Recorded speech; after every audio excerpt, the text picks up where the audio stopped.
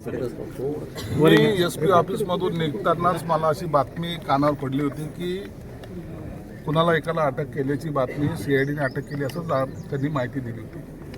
ती खरी का खोटी हे कन्फर्म करण्यासाठी मी SPना फोन लावला, परंतु SPने सुद्धा सांगितलं की त्याची अधिकृत माहिती माझ्याकडे आलेली नाही. मी सुद्धा त्याचा पाठपुरावा करतोय, कारण की ह्या हत्याकांडच म्हणलं पाहिजे. याच्यामध्ये अनेक एजन्सी पोलिसांच्या मार्फत सुद्धा इन्व्हॉल्व केलेले आहेत. म्हणून आरोपीची अटक केल्यानंतर गुप्तता पाळणे सुद्धा होऊ शकतं किंवा त्याला अटक केली की नाही याचा आणखी दुजोरा जोपर्यंत अधिकृतपणे ते जाहीर करत नाही तोपर्यंत त्याच्यावर भाष्य करता येतं. विरोधक धनंजय मुंडे यांच्या संदर्भात आरोप करतात, त्यांच्या संबंधित तो मुख्य आरोप आहे असं सांगितलं जात आहे.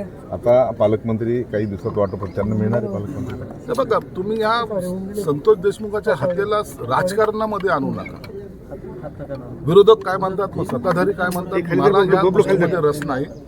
आमची भूमिका स्पष्ट आहे की ह्या संतोष देशमुखच्या हत्यामध्ये ज्यांचा हात असेल, मग तो कोणीही असो, कोणत्याही पक्षाचा असो, त्याच्यावर कारवाई ही झाली पाहिजे. एखाद्याच्या हत्या होते त्या टायमाला मला जो आता फोटो दाखवला देशमुख त्यांच्या भावाने, त्याच्यामध्ये जे काही मुलं दाखवले ते 24 ते 26 वर्षांची मुलं आहेत.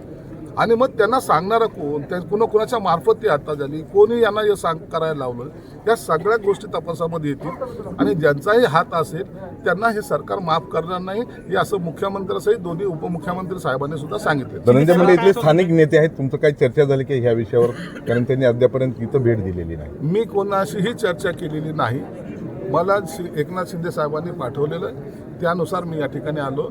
मी पोलीस अधीक्षकांशी चर्चा केली आणि डायरेक्ट या ठिकाणी आलेलो. शिंदे साहेबांचं काय म्हणणं होतं, आपल्याशी काही चर्चा झाली? शिंदे साहेबांचं आम्हाला आणि उदय साहेबांना स्पष्टपणे निर्देश आहेत, तुम्ही जाऊन वस्तुस्थितीचा तिथंचा अहवाल आम्हाला द्या आणि जे काही घटना घडली त्या कुटुंबाला जाऊन भेटणे, त्यांना दिलासा देणं, हे सुद्धा त्यांनी सांगितलं. म्हणून आम्ही त्यांना दिलासा द्यायला तर आलोच आहोत, परंतु या घटनेच्या खोलापर्यंत जायचा प्रयत्न आम्ही करतोय आणि ती सर्व माहिती एकनाथ शिंदे साहेबांना सुद्धा देणार आहोत. तुम्ही स्वतः आज 15 दिवस झाले घटना. आमचं अधिवेशन संपल्यानंतर आम्ही पहिल्यांदा इकडे येण्याचा प्रयत्न केलेला आहे आणि आम्हाला या गोष्टीमध्ये माणुसकी या नात्याने याच्यामध्ये इन्व्हॉल्व होणं आम्हाला आमचे कर्तव्य आम्ही समजतो. आम्हाला राजकारण म्हणून आम्ही याच्यात इकडं आलेलो नाही.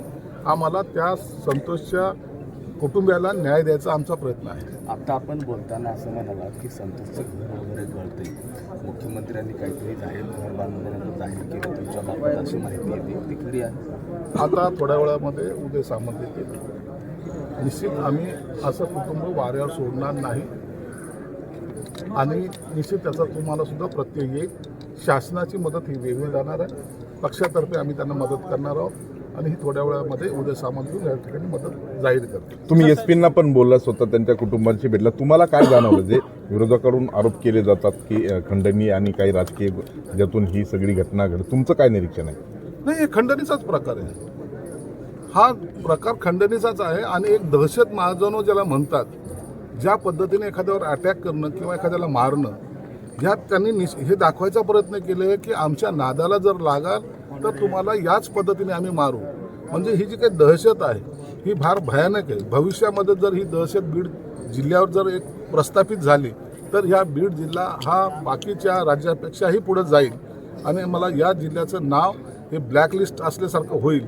कोणी इथं ना उद्योग येतील, ना इथं कोणी राहायला येईल, ना अधिकारी काम करायला. म्हणून ही दहशत आम्हाला संपवायची. पण आव्हान वाटतं की खरंच बीडची राजकीय बीडची जी शांतता आहे ती भंग झाली आहे, दहशतीखाली लोक आहेत आणि हे करतं सगळ्यांचं. मी ते पाहिलेलं आहे, अनुभवलं आहे. आता मी जेव्हा बीडमध्ये गेलो होतो तर लोक पाहत होते. काही लोक माझ्याशी बोलले, साहेब आम्हाला थोडी आता भीती वाटायला लागलेली. अहो ही छोटी नाही आहे, हे प्रत्येक क्षेत्रामध्ये दहशत चालू झालेली. फार सकाळच्या कॉलेजच्या मुलींपासून ते संध्याकाळी त्या रीती माफिया आणि त्या दारूच्या धंद्यापर्यंत हे दहशत गेलेली. म्हणून हे आपल्याला मुळासही त्यांना उकळून काढायचं. त्याला काही राजकीय लोक जबाबदार नाहीत का? स्थानिक राजकीय नेत्यांची ही जबाबदारी नाही का की इथं शांतता प्रस्थापित करणं? बघा, राजकीय कोण काय करतं यापेक्षा आमचं काम जे आहे, आम्ही जे सरकार म्हणून आलो तर या ठिकाणी चांगल्या प्रकारे अधिकाऱ्यांनी काम केलं पाहिजे. राजकीय लोक त्याच टायमाला सर्वजण त्यांच्या पाठीशी उभे राहिले पाहिजे ही आमची भावना आहे. राहुल गांधी परभणीमध्ये भेटीला आले मात्र इकडं आले नाहीत. कसं पाहता राहुल गांधींच्या परभणी भेटीला? राहुल गांधी हे आपलं राजकारण करण्यासाठी आले. त्यांना काय करायचं त्याच्याशी, कोण गेलं आणि कोण राहिलं त्यांच्यापेक्षा त्यांना पुन्हा त्या घटनेचं पुस्तक घेऊन फिरायचं आहे. घटनेचं पुस्तक घेऊन त्यांना असं दाखवायचं की नाही आम्ही घटना मानणारे आहोत. हे ड्रामेबाजी करतायत ते. त्यांना ना त्या कुटुंबाशी काही घेणं देणं नाही. त्यांच्या पक्षाला एक मिळालेला विषय, तो विषय घेऊन ते चघळत बसतात आणि आपल्याला आम्ही सर्व लोकांचे नेते आहोत दाखवण्याचा प्रयत्न करतात. या नौटंकीला जास्त काळ लोक जीव मानणार नाही. एका दलित सुरक्षा रक्षकाला मारहाण केली जाते, त्याला वाचवण्यासाठी संतोष देशमुख तिथं जातात आणि दुसऱ्या दिवशी त्यांची हत्या. पोलिसांनी अट्रॉसिटीचा गुन्हा नोंद करून घेतला नाही. अशा परिस्थितीमध्ये त्या पोलिसावर अट्रॉसिटी अंतर्गत गुन्हा दाखल होईल का? तुम्ही एखादी बैठक अट्रॉसिटी संदर्भातल्या गुन्ह्याबाबत इथे लावतो? मी आता तुम्हाला सांगितलं की या ठिकाणचे काही पोलीस अधिकारी हे काही राजकीय नेत्यांच्या किंवा राजकीय गुंडांच्या दहशतीखालीमध्ये काम करत आहेत. हे मी स्पष्टपणे सांगतो.